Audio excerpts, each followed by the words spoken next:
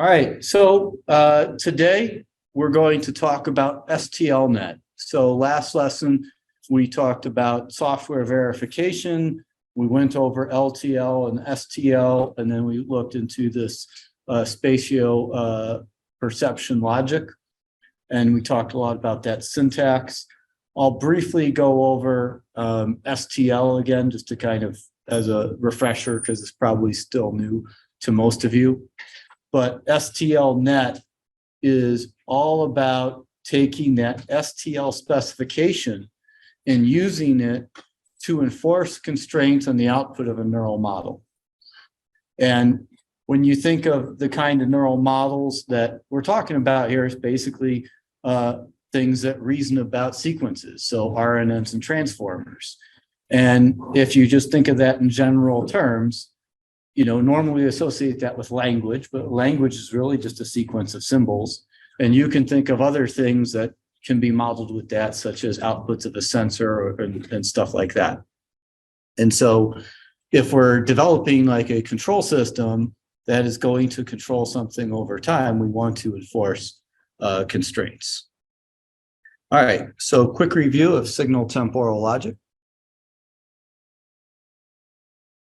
So it's just another temporal logic like LTL or CTL.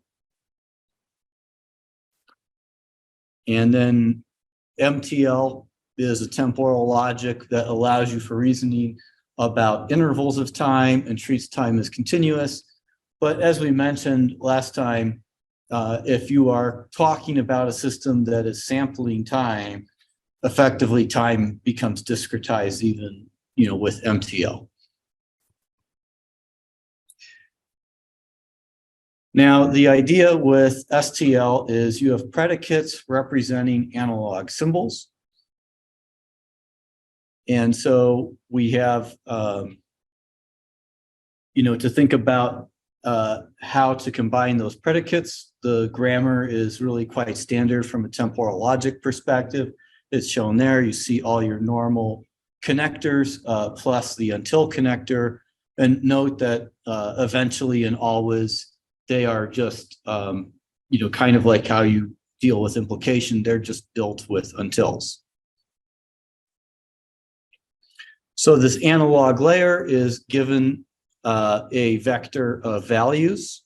And this is a vector of n values, and each value in the vector occurs at each time step. So for each time step, you have this vector.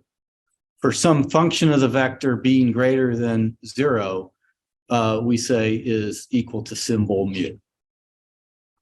And that's how the analog is related to the symbolic in STL. And so showing the semantics, really nothing too surprising here. The only major difference from other temporal logics is really the first thing where you have mu, and mu is true at time t, when the function over the vector is greater than 0. And so this is kind of a nice slide. And some of the things that were in like the purple boxes you might have noticed cited on the bottom of the slide, I grabbed out of a slide deck from the University of Berkeley that's available online and linked to it. It's actually kind of a nice little primer on temporal logic if this is something you get into. But visually, I really like this because you can see on the x-axis being time, there are certain periods of time that we care about enforcing the constraint. And here, the constraint in terms of our, you know, we have just a one value vector, so just a scalar. We see how we want that scalar value to be constrained within a certain range in those periods of time.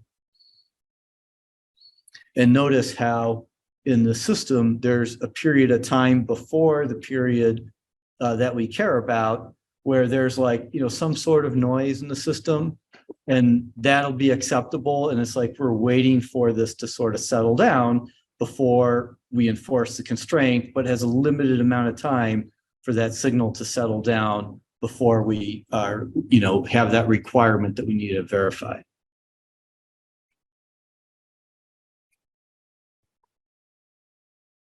So this is actually just some special notation here on satisfaction.